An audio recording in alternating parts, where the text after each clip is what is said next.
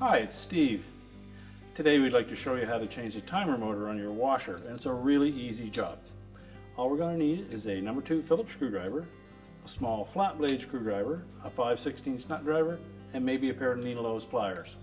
Let me show you how we do it. Now, these models of washers often use two different types of timers on them. There may be a black bakelite body like this, or a metal body timer as such. Now, although they perform the same function, the timer motors on them are different. The timer motor that you're looking at will fit the black bakelite body timer. So if your timer looks like this, it's the incorrect part number. Now, before we begin this repair, the first thing we'll need to do is to disconnect power to the washer. So simply pull the plug. So start by carefully prying the center cap away from the knob.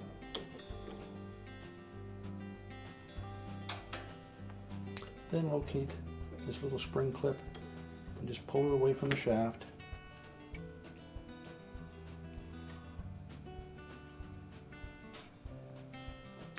Pull off the knob, the spring, and the dial indicator. Remove these two 5/16 hex-head screws.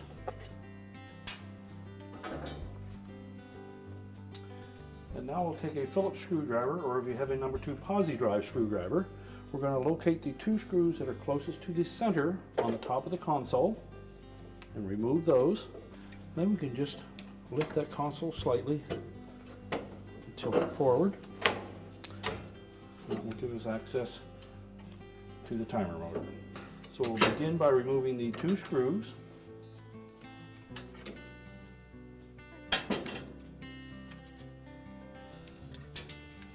And then just carefully lift that timer motor away from the body of the timer. Now, you will note on the bottom of the timer motor there is a little cam that fits into this opening and into a slot on a sliding cam there. So we want to make sure that we have that lined up properly. Fit it into that slot and then just turn the motor to line up the screw holes. Reinsert the screws.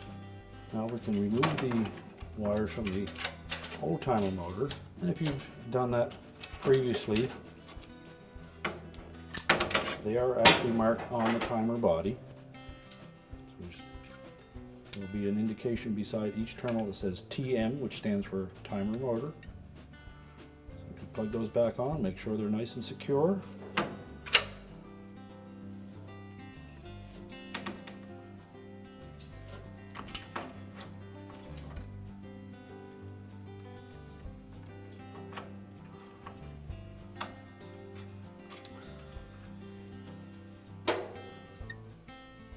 Next, we're ready to mount that timer back onto the control panel.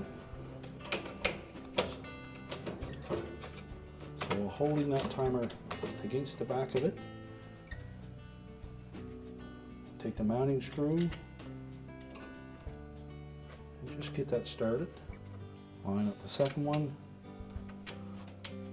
And you don't have to tighten those yet, as long as they're secure. We can then take that whole control panel, set it back into the console, hooking the bottom on first, and then tilting it back, and just make sure that there are no wires pinched. Again, we'll lift up on it slightly to clear the top of the console. Then we'll install the retaining screws and tighten those securely. And if you haven't already, we can tighten those 5/16 screws. Make sure that timer is nice and tight to the control panel. Next, we'll take the knob skirt. If you note on the back of it, there is a short slot on one side of the center hole and a longer slot on the other that match up with a pin through the timer shaft. Next, we'll install the spring and then the knob.